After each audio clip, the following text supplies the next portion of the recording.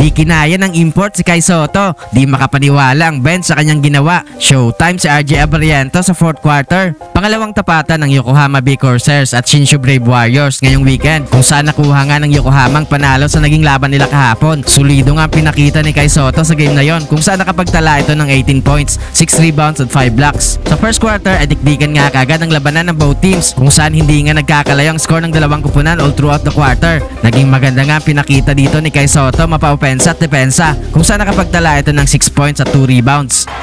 Open 3. Gonna drop there for Don in the base to operate. And then find space. Then find out what.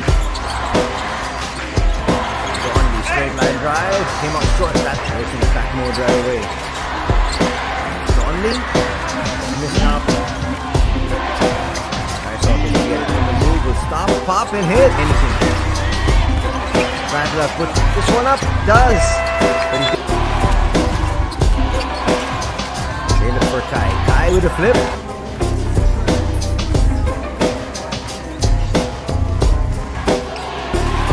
gonna get into their set. Look at this. Kai on the move.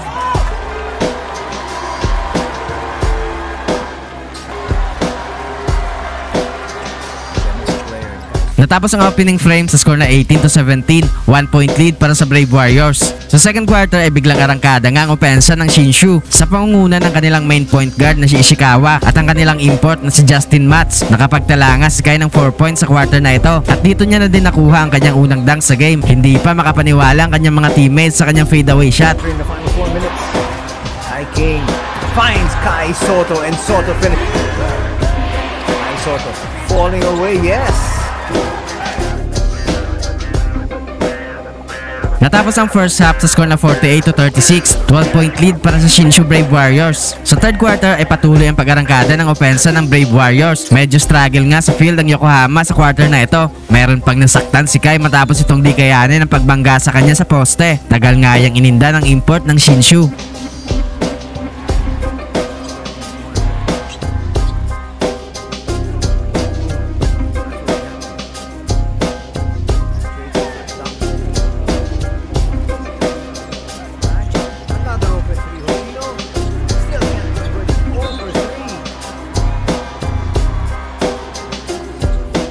Natapos ang third frame sa score na 62-46, 16-point lead para sa Brave Warriors. Sa fourth quarter ay patuloy ang paglaki ng kalamangan ng home team, kung saan umabot na sa 20 points ang kanilang pinakamalaking lamang. Dito na din nakuha ni RJ Abariento sa kanyang unang punto sa laro. Ganda din ang kanyang mga assist sa kanyang mga teammates.